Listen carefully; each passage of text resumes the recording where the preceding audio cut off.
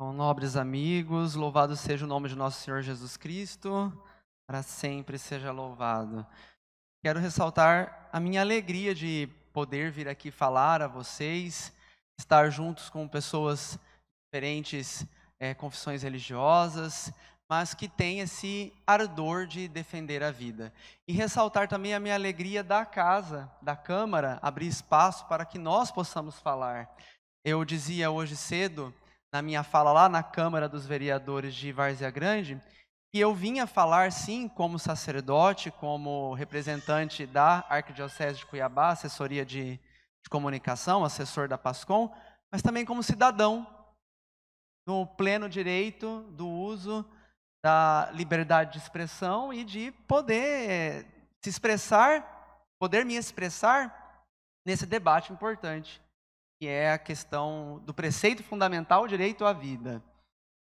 E gosto de enfatizar isso, essa questão da cidadania nossa, como católicos, como filhos desta terra, porque muitas vezes nessa questão do debate do direito à vida, nós somos acusados de fundamentalistas, de querer tratar a coisa como uma questão religiosa, sendo que seria algo para simplesmente um debate científico dentro de um Estado laico.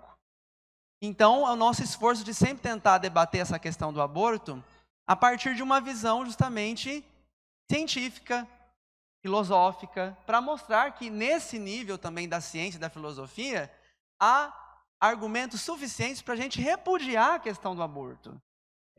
Eu traria aqui, e trouxe de manhã lá na Câmara dos Vereadores de Várzea Grande, a fala de um geneticista importantíssimo, foi ele que descobriu a trissomia 21, que causa a síndrome de Down. Então não é qualquer um, né? Um homem muito respeitado, que é o geneticista francês Jérôme Lejeune, que ele dizia o seguinte: não há diferença entre a pessoa que você era no momento da fecundação do óvulo, de sua mãe, e a pessoa que você é hoje. Desde a concepção você é um ser humano. E ele dizia assim: um óvulo fecundado jamais poderia tornar-se um ser humano se já não o fosse por si mesmo, desde o início, pois nada a ele é acrescentado. E a própria tecnologia, os recursos científicos do estudo da embriologia favorecem a nossa defesa da vida. A própria questão, o avanço na tecnologia do ultrassom, por exemplo. A revista Time, falando sobre a questão do aborto nos Estados Unidos, ela reconheceu que, ela diz numa reportagem dela de 2013, o avanço da ciência em técnicas de pré-natal permitiu a identificação do feto como alguém verdadeiramente humano. Né? De modo que muitas gestantes decididas a abortar, quando vem o ultrassom, desistem de abortar o seu filho. E dois ativistas pró-aborto lá dos Estados Unidos, muito famosos, que é o ginecologista Bernard Nathanson, já falecido, e a Abby Johnson, que foi durante muito tempo diretora de uma clínica de aborto lá nos Estados Unidos, da Planned Parenthood, que é a maior rede de abortos dos Estados Unidos, após ver o ultrassom e perceber que eram, com toda a clareza, como nós temos aqui, né, a réplica dos bebês, viu que não era simplesmente uma bola de sangue, não era um amontoado de células, não era um tumor que estava ali, mas um outro ser vivo, um ser humano dotado já de cérebro, coração, os membros, etc. E ao verem isso, passaram para o nosso lado, para o lado pró-vida. Né? E é interessante, até recomendo que vocês vejam os documentários em que eles falam a respeito dessa mudança de posição deles, pautado naquilo que é a ciência. Né? Tem o documentário O Grito Silencioso e o filme Unplanned, que conta tanto a história do Bernard Nathanson como da Abby Johnson.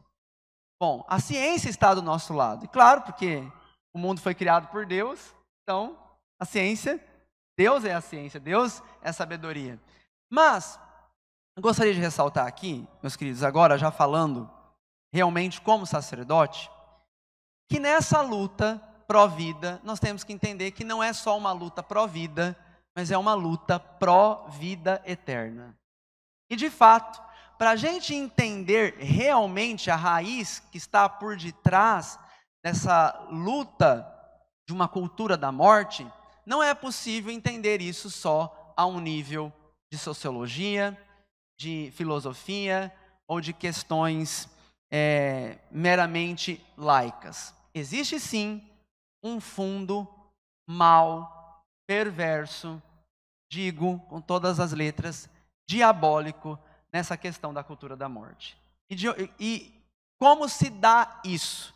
Bom, eu recomendo que vocês pesquisem depois o caso do Dr. Kermit Gosnell, que foi um médico lá dos Estados Unidos. Ele tinha uma rede de clínicas de aborto legais, não eram clandestinas, e ele foi condenado lá nos Estados Unidos, porque o que acontecia? Se acontecesse um aborto mal sucedido, ou seja, o bebê nascesse vivo, ele matava o bebê com tesouradas. Então a gente vê que há um requinte de crueldade aí, que não se explica só humanamente. Tem um filme que lançou recentemente, e a Associação de Exorcistas do Vaticano reconhece como o melhor filme sobre possessão diabólica, que é o Nefários. E nesse filme tem uma parte que fala da questão do aborto, de como que o aborto é encarado como realmente um sacrifício diabólico, né, ao diabo. E de onde que vem isso então? Bom, nós temos que entender o seguinte, essa questão angélica. Na revelação, na Sagrada Escritura, se diz que Deus, ele criou os anjos. E criando os anjos, os seres espirituais, ele apresenta aos anjos aquilo que é o seu projeto de amor. Ora, nós temos que entender o seguinte, que os anjos, diferente de nós, eles não têm corpo, então eles não estão limitados a esse tempo aqui. Eles não estão no tempo cronológico nosso. Eles estão naquilo que em teologia, para explicar, vão chamar de eveternidade, que é entre a eternidade de Deus, que Deus não tem princípio, mas os anjos tiveram, mas eles também não estão no tempo. Ou seja, eles não têm fim porque são espíritos, são imortais. Bom, então, nesse aspecto, quando Deus apresenta aos anjos o seu projeto de amor, ele apresenta também, ele revela aos anjos os seres humanos, nós. E não só isso, ele revela que Deus, Jesus, vai se encarnar. Ele vai se fazer igual a nós, humano igual a nós. Então, exatamente por isso que o catecismo da Igreja Católica, pautado na revelação, naquilo que é o ser humano criado à imagem e semelhança de Deus, ele vai falar que o ser humano, olha que bonito isso, o ser humano é a única criatura de toda a criação que Deus quis por si mesma. Todo o resto da criação, Deus quis em função de nós, para nós, como presente para nós. Enquanto que o ser humano, todo ser humano, foi querido por Deus para um relacionamento com Ele. Ele nos ama, e nos ama com um amor infinito. Bem, e Ele mostrou isso para os anjos. Só que, na sua natureza, os anjos são superiores a nós. A Sagrada Escritura diz que os anjos são superiores em força e inteligência a nós. E ainda assim, mesmo eles sendo superiores a nós, se diz, né, na carta aos Hebreus, que Deus introduziu no mundo o seu primogênito e disse aos anjos: adorem-no todos os anjos de Deus. Então os anjos tinham que adorar, têm que adorar Deus, Jesus encarnado. Significa que eles têm que adorar a natureza humana de Jesus. Que a natureza humana de Jesus, pela união pessoal da pessoa divina com a nossa natureza humana, é de Deus. E os anjos têm que adorar isso. Eles que são superiores a nós, têm que adorar um Deus feito homem, na nossa natureza. E para alguns anjos, isso é insuportável. Não aceitam isso. Imagina, eles que são superiores a nós, ter que se prostrar diante de uma natureza que é inferior a deles, que é a natureza humana. Então, daí que vem o non serviam, não servirei, Satanás, não vou servir a este Deus. Eu que sou superior, vou ter que me rebaixar. Então uma coisa que o diabo não tem é humildade. Ele não quer se rebaixar. E uma vez que ele repudia essa ideia de ter, essa verdade, aliás, de ter que adorar Deus encarnado, então ele tem uma profunda repulsa pelo ser humano. E daí que vem aquilo que nosso Senhor Jesus diz: Satanás é homicida desde o princípio. Ele é assassino desde o princípio. Então ele quer matar o ser humano. Ele deseja a morte do ser humano. Ele despreza o ser humano com todo o seu ser. E aí nós vemos a realidade do pecado. O que é a realidade do pecado? É justamente introduzir a morte no mundo. Daí então, meus irmãos, que a gente precisa entender que essa questão da luta da cultura da vida contra a cultura da morte é, de fato, uma batalha espiritual. É uma batalha espiritual contra o diabo. De verdade. E aqui eu não estou dizendo que aqueles que se consideram pró-escolha, os pró-aborto, eles usam esse termo técnico para se referir a eles, né? Os pró-choice, pró-escolha. Tá? Eu não estou dizendo que eles são satanistas. E que eles têm consciência, porque eles nem têm consciência disso aqui que eu estou falando agora, provavelmente. São movidos por outras coisas. Não estou acusando ninguém de satanismo. Embora haja satanistas, sim, que defendem com unhas e dentes o aborto.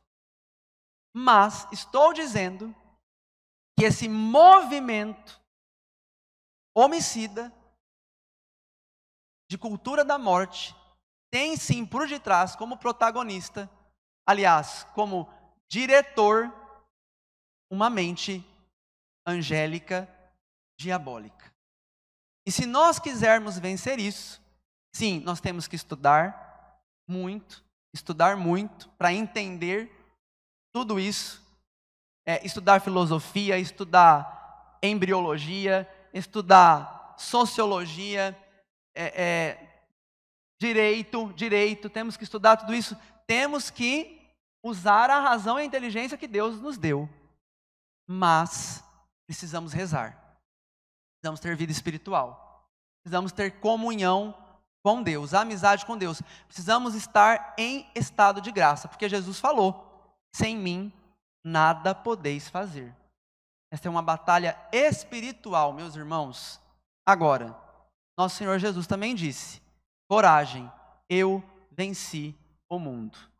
Tem um testemunho lindíssimo da Elba Ramalho, que se converteu depois de um tempo muito perdida, ela fala, e depois de uma confissão em Medjugorje, lá onde tem as aparições de Nossa Senhora, ela, durante uma confissão, o padre disse para ela assim: quando você se levantar daqui, você vai receber a sua missão. E ela se encontrou com o padre, e o padre disse, né, para ela, assim: você vai a partir de agora lutar contra o aborto, salvar os bebês do aborto. E ela ganhou um terço que foi concebido lá nos Estados Unidos, numa comunidade de vida, e nesse terço, as continhas do terço têm pequenos nascituros, pequenos bebezinhos, também para que as pessoas rezem cada Ave Maria para salvar os bebês do aborto. E nessa comunidade se diz o seguinte, né? Nossa Senhora falando aquelas pessoas que têm as locuções interiores, Nossa Senhora dizendo: olha, o aborto já está vencido, porque o meu filho venceu a morte. Jesus venceu a morte. Mas, aquilo que eu estou dizendo, nós somos pró-vida eterna. Então, nós temos que pensar, no fim dos tempos, de fato, Jesus vai vencer, mas de que lado que nós vamos estar? Essa é a questão agora. De fato, Jesus já venceu a morte, já venceu o aborto. Mas nós, de que lado estamos nessa batalha? Verdadeiramente. Podemos dizer com toda a consciência que somos pró-vida nos nossos atos, no nosso dia a dia? Ou, de repente, com as nossas atitudes, com os nossos gestos, nós também, muitas vezes, somos pró-morte? Com os nossos pecados, com os nossos egoísmos, com as nossas atitudes diabólicas, muitas vezes. Então, a questão agora é de uma conversão, verdadeiramente, de me decidir pela vida, e não só por esta vida aqui, mas pela vida eterna, para que no final dos tempos nós estejamos com as nossas vestes brancas, puras, limpas, alvejadas pelo sangue do Cordeiro. Então eu convido vocês, no dia de hoje, que estão aqui, a se decidirem pela vida, e pela vida eterna, a lutarem pela vida eterna. E, de forma prática, então, rezando muito, orando, falando com Deus, pedindo a graça, a luz dele na nossa vida, pedindo a graça dos céus, pedindo, o auxílio dos anjos. Hoje, na Igreja Católica, nós celebramos a memória dos anjos da guarda, justamente porque Nosso Senhor fala que das crianças, não desprezeis as crianças, porque os anjos delas estão no céu contemplando ao Pai face a face, rezando e militando de fato. Nós estamos na Semana da Vida, temos essas audiências, e no dia 8 de outubro teremos a caminhada pela vida. Então está aí a oportunidade da gente corrigir aquele erro que o senhor comentou, daquela caminhada que o Padre Overlan falou. Vamos corrigir, vamos reparar esse erro. Vamos agora participar ativamente da caminhada pela vida, que vai ter no próximo dia 8 de outubro, começando às 4 da tarde, em frente ao Shopping Pantanal, na Praça Ulisses Guimarães. Nós vamos caminhar, vamos concentrar lá, caminhar até ao Parque das Águas, tá bom? Estão todos convidados. Padre, vai estar quente. Os cristãos católicos evangélicos americanos na Marcha pela Vida lá nos Estados Unidos marchavam embaixo de neve, menos 10 graus, e reuniam 100, 200, reúnem ainda, porque eles mantêm a Marcha pela Vida, 600 mil pessoas marchando embaixo de neve. Nós aqui estamos com calor, então leva protetor solar, leva sombrinha, leva galão de água, se vira nego, mas vamos lutar pela vida, vamos entrar nessa batalha espiritual. Ah, padre, eu tenho um compromisso. Pois é, pensa bem, sua mãe vai ser morta, você tem toda a possibilidade de salvar sua mãe, mas você fala: ah, mas eu já estava no calendário, já tenho um compromisso, a minha mãe que morra outro dia. Você vai falar isso? Pois é. Cadê o amor ao próximo? Segundo mandamento. Primeiro, amar a Deus sobre todas as coisas. Segundo, amar o próximo como a ti mesmo. Essas crianças, esses bebês nos ventres não têm nem voz para gritar. Nós temos que gritar por eles e mostrar aos nossos ministros do Supremo, orar, rezar pelos ministros dos Supremos, para que sejam iluminados, e mostrar para eles que não vamos aceitar esse ativismo judicial. E não queremos o aborto aqui no Brasil. Não queremos. Então, estou muito feliz com essa moção, porque era exatamente o que a gente ia pedir, mas vocês já providenciaram de antemão. E mais ações, vamos lutar, continuar lutando, mas sabendo, antes de tudo, meus queridos, que essa é uma batalha espiritual. Então, nós temos que nos posicionar do lado dos filhos da luz, e não dos filhos das trevas. Amém? Louvado seja o nome de nosso Senhor Jesus Cristo, para sempre seja louvado.